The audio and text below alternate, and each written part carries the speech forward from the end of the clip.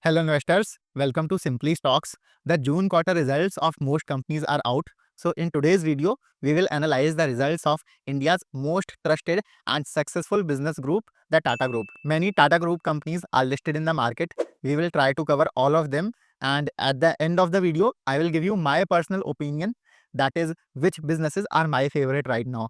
And yes, as a standard disclaimer, this video is in no way a buy or sell recommendation on any of these businesses. Please keep that in mind. With that being said, let's begin.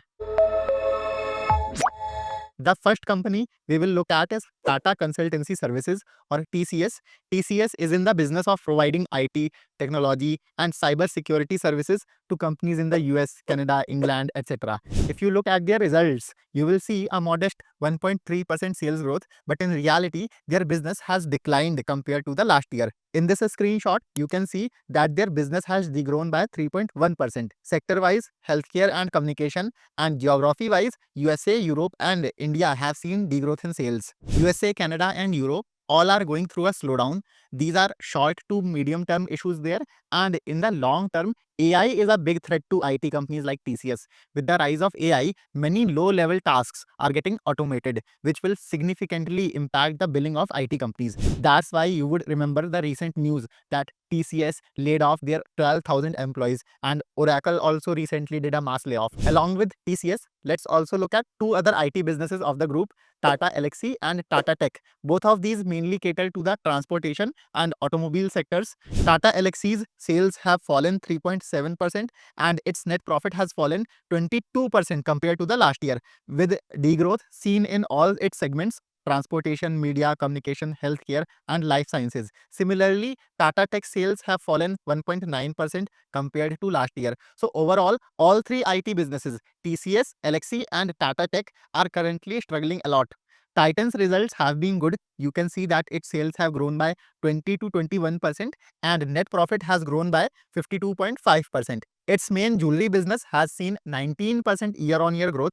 If we look from a large cap business perspective, these results are good for their future as well. Titan's management is quite bullish. They have guided for a 15 to 20% growth trajectory for the next 3 to 4 years. But here, the risk is that compared to earlier, and by earlier I mean 4 to 5 years ago, investors now have more options in the gold and jewelry sector. Earlier, there was only Titan, but now you can see Kalyan Jewelers in mid cap, Senco and PN Gadgil as small cap players, and in B2B there is a Sky Gold. And since these are all smaller in size, they are growing faster than Titan. Because of this, the monopoly Titan had in a way over capital in market, where all investors only used to chase Titan in the past, that monopoly has ended, and the market also compares which business is growing faster or slower. So in my view, this is a risk that Titan investors need to keep in mind.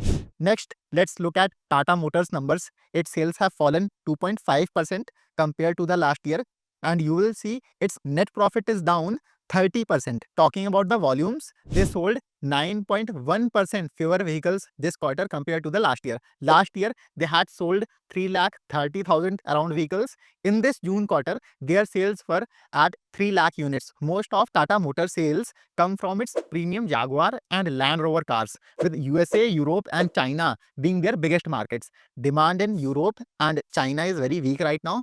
And in the US, due to high tariffs, sales have been poor this quarter. They manufacture cars in Europe and export them to the US. So due to tariffs, they stopped supplying cars to the US altogether.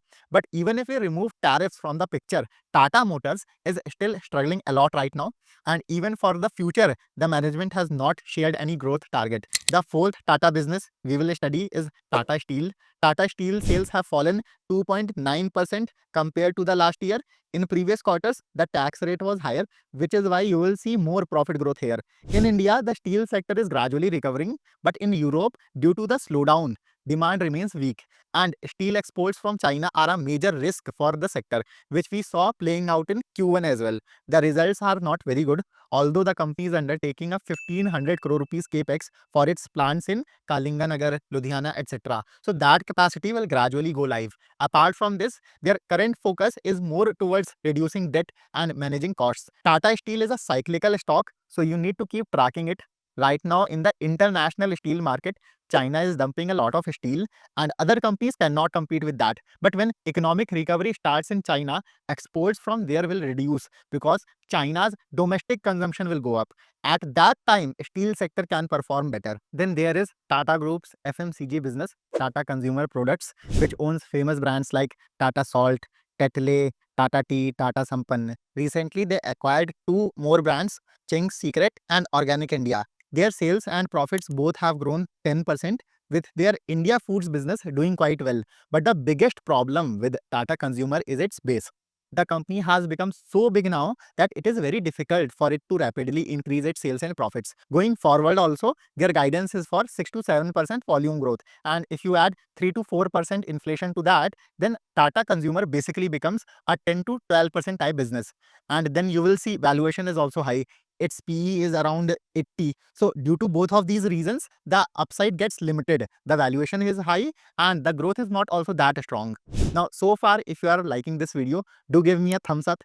Also, you can subscribe to our channel Simply Stocks, where we bring multiple such videos every week. Honestly, your likes and subscribes are our only motivation so that we keep bringing such high quality research to you for free. So do like this video and also subscribe to our channel as well. Now let's come back to our businesses. Trends: 19% sales growth may look good to you, but their results have actually been poor. In this screenshot, you will see that this business used to grow at a rate of 50% in the past. But for the last 4 years, the rate of growth has been declining. In the September quarter, it was 40%, then 34% in December, 28% in March, and now in the June quarter, sales growth has dropped to just 19%. Trent runs Zudio and Westside stores, and after COVID, they expanded aggressively.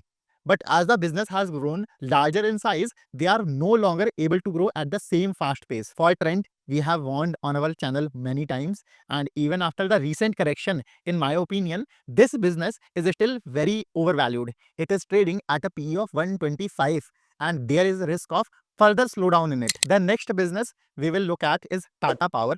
Tata Power is an integrated power company, meaning it is present across all the segments of the power value chain.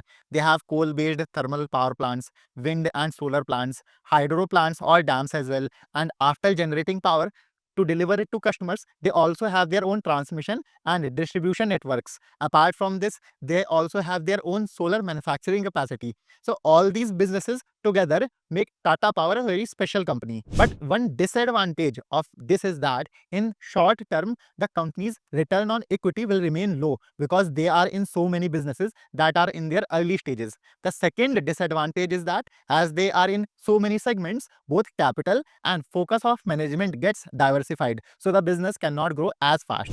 In the June quarter, sales growth was 4.3% and profit growth was 9%. But you cannot reject a power business just by looking at its quarterly results. They have an operational power generation capacity of 15,800 megawatt. On top of this, they are adding another 10,200 megawatt, after which their total capacity will reach more than 26,000 megawatt. They also have a 4.9 gigawatt module capacity and 4.9 gigawatt solar cell manufacturing capacity, which is going live gradually.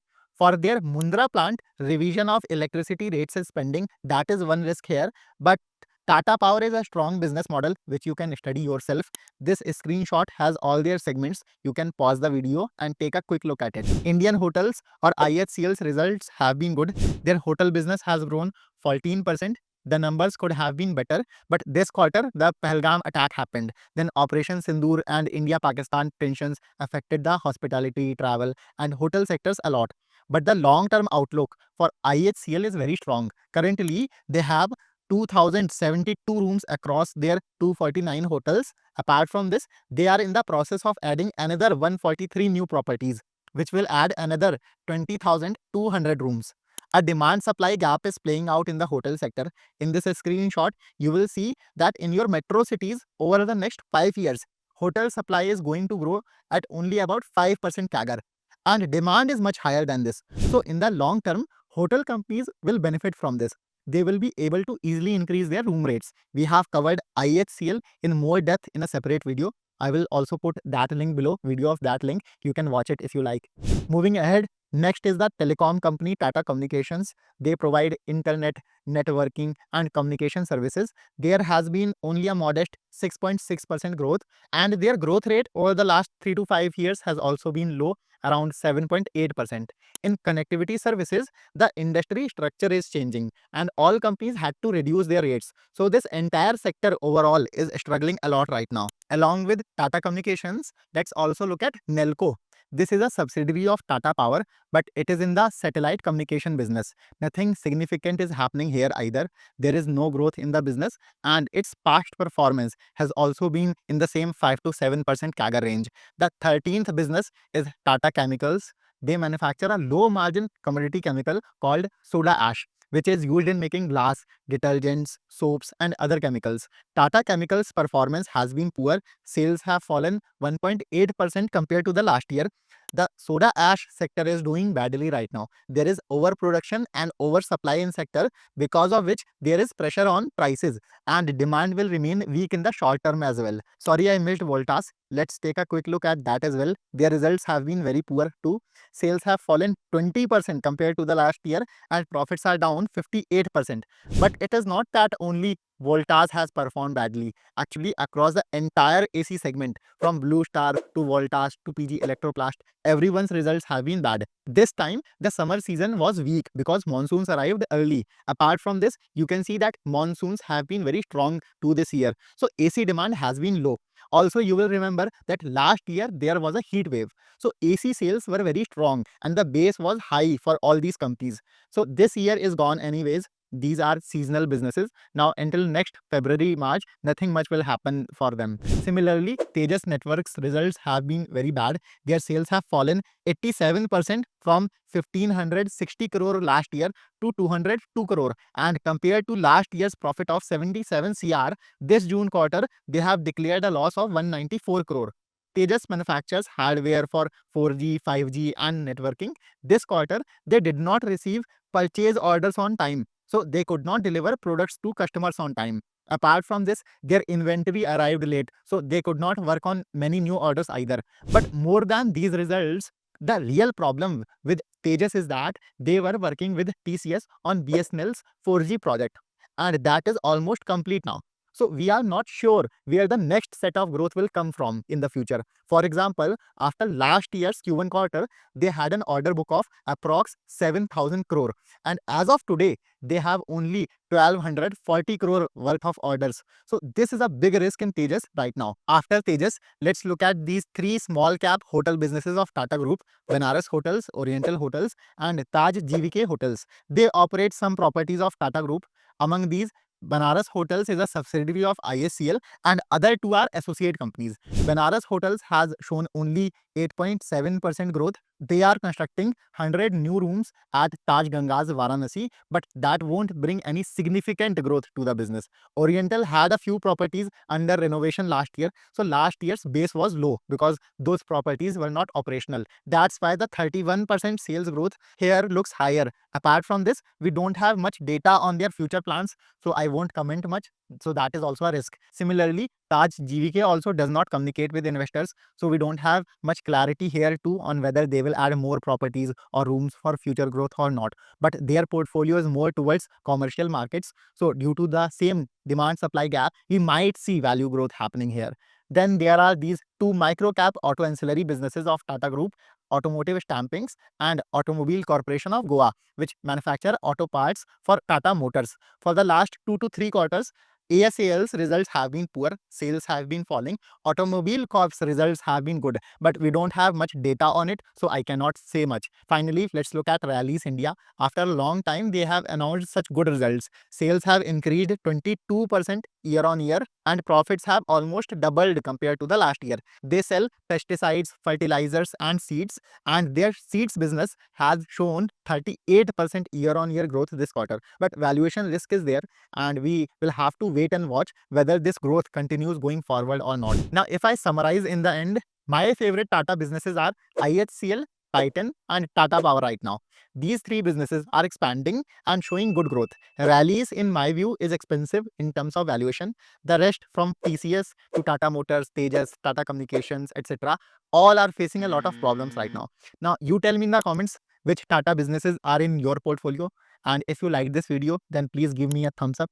A lot of time and effort went into making it. So if you will support us, we will be able to bring more such videos for you. We will be much more motivated to work hard for you. Along with that, you can also subscribe to our channel, Simply Stocks. I will see you in the next video. Happy investing.